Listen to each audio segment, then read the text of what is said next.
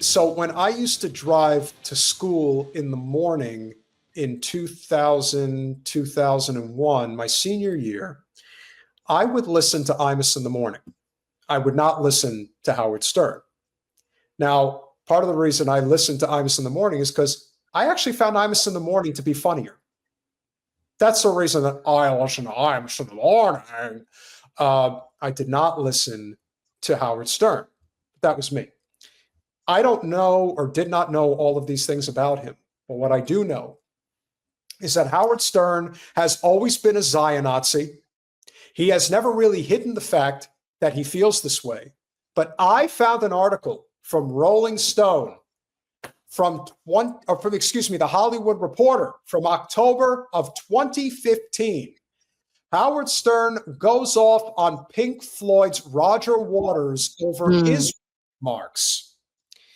Where do you want the Jews to go, Roger? You want them to just go back to the concentration camps? Again, always inflammatory language, never in basis of reality, always trying to make a mountain out of a molehill, which is not surprising because that's all Stern was ever good at.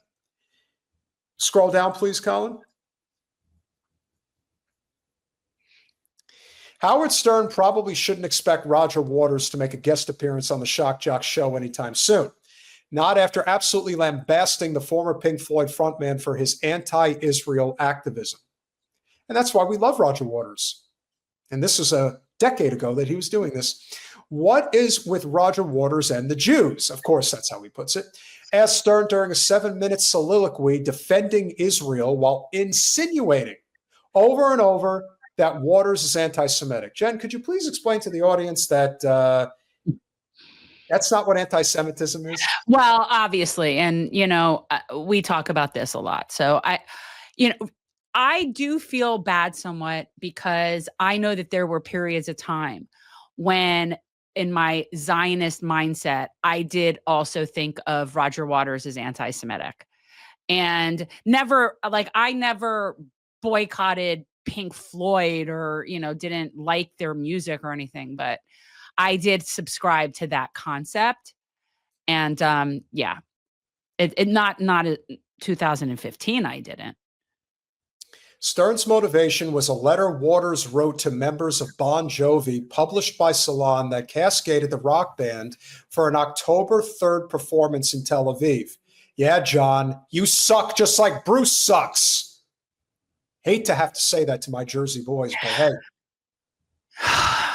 It's so unfortunate. Oh, you're living on a prayer now, pal. In the letter, Waters speaks of Israeli oppression of Palestinians. This is 2015, mind you.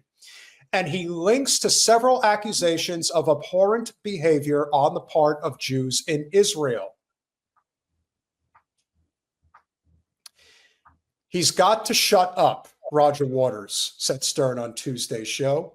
If you take a look over there, Roger, genius, Mr. Pink Floyd, you mean somebody who actually gave back to the universe, unlike you, who made it worse? There are so many Arab countries. I love this Zionist argument, Jen, if you could please debunk it. There are so many Arab countries and so much land around Israel. If you threw a pin in a pool, that's what Israel is. Yeah. See, I don't want to be even I didn't know you wanted to even talk about this because this isn't worthy of a response to me. First of all, him using the phrase Arab countries, what is that? I've gone off on this a lot. I do not like the phrase Arab. But I definitely, and he is saying it in an extremely bigoted way. So, again, I don't want to yeah. That's the best you got, Kyle? Try a pride parade in Gaza. That's the best you got? Yeah, that's just. Got to come up with better shit, man. I'm sorry. Oh, try a pride parade in Gaza. Yeah. I guess Kyle decided to comment now and not earlier in the show when Amir kissed the soldier's hand and then he got murdered. Yeah, that was that does it. Yeah. I don't want to entertain this. I didn't know, first of all, it's old. Second of all, screw Howard Stern. And I just, to debunk the Arab myth of all the Arab countries, yeah, that's where they are. They're in Western Asia. That whole group of countries that he's referring to as Arab countries, that whole portion of the globe is full of those Arab people. Yeah. Emphasizing his point with profanity, of course, Uh, Stern argued that Israel was created in the middle of a desert in a portion of the world no one wanted until Jews showed up there. See, I don't want to be entertaining this. Anybody watching our show,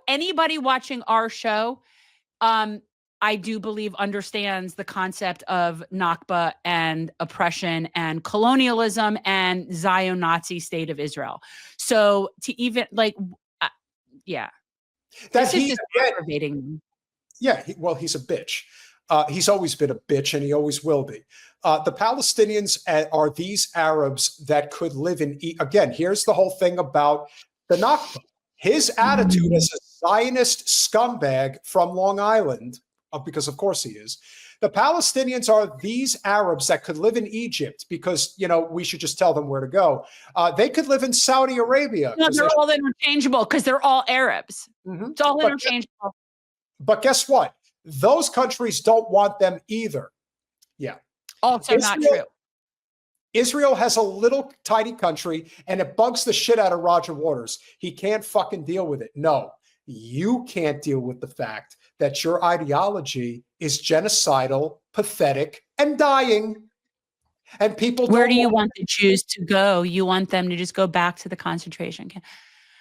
Just how ridiculously incendiary. Are we done with this yet? How much more we got here? This is terrible. This is terrible. And I don't want to be promoting this. No, we have to make a point because he's about to go off the air. I want people to remember who Howard Stern really is. Colin, anything else? Jews go to the dark side of the moon and live. Okay, we'll close with this. Waters, who supports a boycott of Israel for engaging in apartheid, correct, against the Palestinians, similarly chastised the Alan Parsons Project when the band played in Israel. Exactly, as well he should.